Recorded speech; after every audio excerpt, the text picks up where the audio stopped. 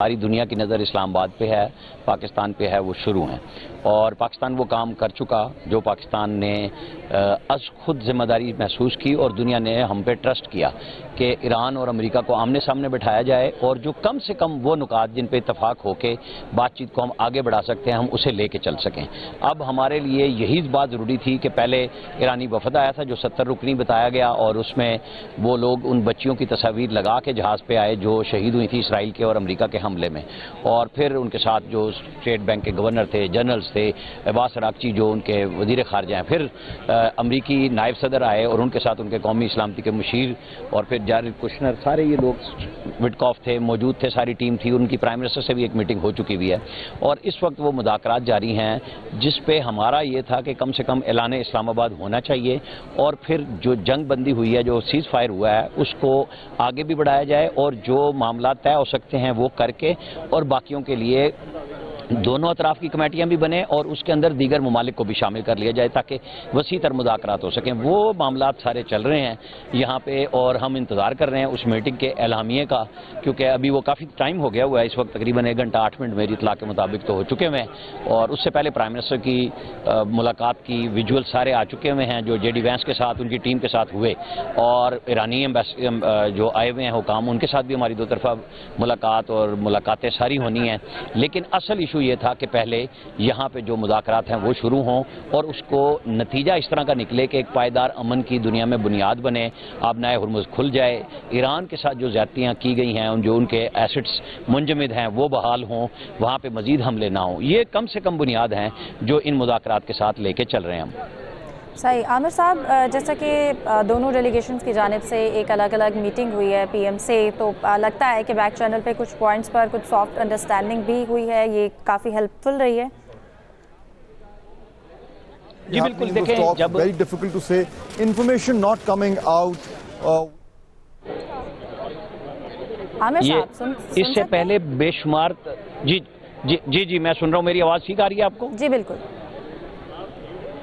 جی اچھا، میں یہ کہہ رہا ہوں کہ جو یہ آج ہم مذاکرات کی طرف پہنچے ہیں نا، اس سے پہلے بہت کام ہوا ہے۔ 2-3 ہفتوں سے ہمارے تمام لوگ پاکستان کے اور ہمارے دوست ممالک کے اس کام پہ لگے ہوئے تھے کہ کسی طرح یہ مذاکرات ہوں، لیکن پھر جو اسرائیل نے حملہ کیا اچانک ایران کی آئل کی تنصیبات پہ اور اس کے جواب میں پاسداران انقلاب نے حملہ کر دیا ریاض پہ، اس میں سعودی عرب میں آئل فیسلٹیز پہ، تو پھر یہ ہوا کہ شاید اب سعودی عرب جواب دے گا۔ پرائم منسٹر شہباز شریف نے انٹروین کیا، محمد بن سلمان صاحب کو گفتگو کے ذریعے قائل کیا کہ ہم ایک ایسے مرحلے پہ پہنچے ہیں کہ آپ کو اور صبر کا مظاہرہ کرنا ہوگا، اور وہ کوشش کامیاب رہی جس کے نتیجے میں وہ سیز فائر کا پرائم منسٹر نے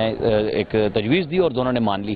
آج یہ اس طرح ہم پہنچے ہیں کہ بہت سارے اسپائلرز اس میں بیچ میں، اور اسرائیل اور انڈیا دونوں مل کے یہ کام کر رہے تھے کہ کسی بھی طرح یہ امن کی جو خواہش ہے دنیا کی، اور پاکستان اس کے اندر لیڈ کر رہا ہے کیونکہ پاکستان پہ ٹرسٹ کیا سب نے، اور اس کی وجہ تھی آپ یہ دیکھیں کہ اسرائیل سے ہمارے کوئی تعلقات نہیں ہیں۔ ایران کی جو لڑائی ہے وہ موجود ہے لیکن ہم اسرائیل کے اسی طرح خلاف ہیں، ہم نے نہیں مانا، ہم ان کی بات نہیں مانتے، ہمارے کوئی سفارتی تعلقات نہیں، اور اسرائیل کو بالکل ہماری طرف سے انتباہ بڑا پرانا ہے۔ پچھلے سال مئی میں بھی جب انڈیا کے ساتھ وہ کھڑا ہوا تھا تو جو کچھ ہم نے ان کے حالات کے ساتھ کیا، ان کی محنت کے ساتھ کیا، وہ انہیں پتا تھا، اور اب بھی جب ان کی طرف سے کچھ خدشات ہوئے کہ تہران سے جو وفد آئے گا اسے وہ نشانہ بنائیں گے تو وہ ہم نے گارنٹی لی تھی کہ کر لو جو کوشش کرنی ہے، پھر جواب کے لیے بھی تیار رہنا، تو وہ کوئی ہمت نہیں کر سکے کہ ہمارے مہمانوں کی آمد کی طرف کوئی میزائل چلا سکیں، ہیلی کاپٹر چلا سکیں، کوئی جہاز بھیج سکے، کیونکہ ہم بھی پوری طرح تیار تھے کہ ہمیں اپنے مہمانوں کو لے کے آنا ہے، اور اس سے پہلے کوشش یہ بھی ہوئی تھی کہ وہیں اسیسینیٹ کیا جائے ان کو، ان کی باقی قیادت کی طرح، تو وہ ہم نے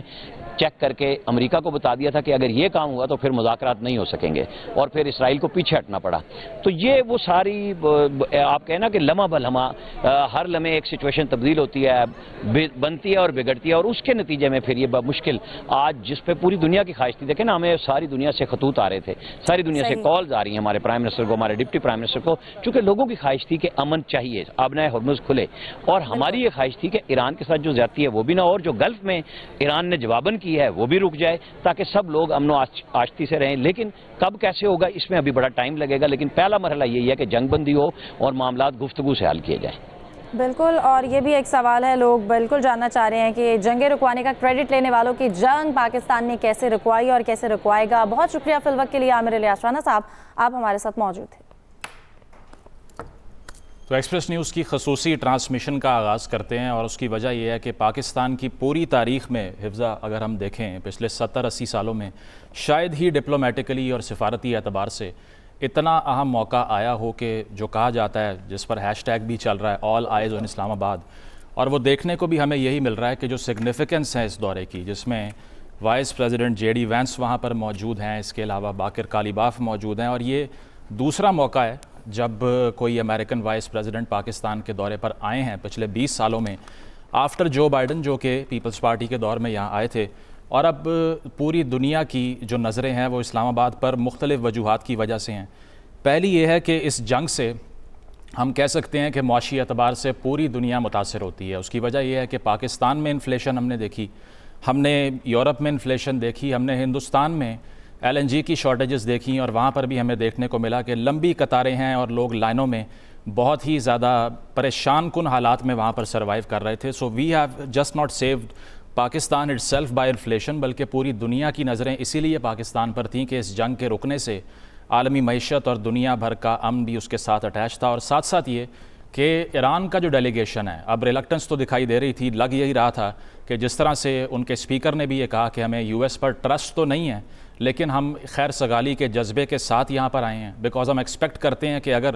نیگوسیشن سے، گفتگو کرنے سے کوئی معاملات آگے بڑھتے ہیں تو اس کو ضرور آگے بڑھایا جائے۔ اور ساتھ ساتھ یہ ہے کہ جو ایران پر ڈیمیجز انفلکٹ ہوئے، جو مختلف ڈیمانڈ سامنے آ رہی ہیں، اس میں جو سب سے کروشل بحث کے ٹاکنگ پوائنٹس ہیں، اس کی اگر ہم بات کریں تو ایک تو نیوکلیئر ایسڈز کے حوالے سے ہے، جو 450 کلو گرام کا فیسائل مٹیریل ہے ایران کے پاس، اس پر کہا جاتا ہے کہ اگر یہ نیوٹرلائز نہ ہوا تو اسرائیل اور امریکہ تھریٹ محسوس کرتے ہیں۔ ایک اور چیز جو بہت عام ٹاکنگ پوائنٹ رہے گا ان تمام مذاکرات میں، وہ ہرمز کے حوالے سے ہے کہ اس کو کون نیویگیٹ کر سکتا ہے، کیا ایران کا اس پر رائٹ ہے یا پھر عالمی کمیونٹی کا رائٹ ہے۔ تو یہ وہ اہم نکات ہیں۔ خاص طور پہ یہ بھی ایک بہت اہم معاملہ ہے کہ جو پریزنس ہے گلف کے اندر امریکن بیسز کی، وہ مینٹین رہتی ہے یا نہیں۔ تو حفظہ ہمارے ساتھ کچھ مہمان بھی موجود ہیں، ان کا تعارف کروا دیتے ہیں۔ بالکل، ایئر مارشل ریٹائرڈ شاہد اختر صاحب ہمارے ساتھ موجود ہیں، دفاعی تجزیہ کار، اس کے ساتھ ساتھ سابق سفارتکار جاوید ملک صاحب اور عثمان شاہد ماہر بین الاقوامی امور ہمارے ساتھ موجود ہیں۔ آپ تینوں کو ٹرانسمیشن میں ویلکم کرتے ہیں اور آغاز کرتی ہوں شاہد اختر صاحب آپ سے۔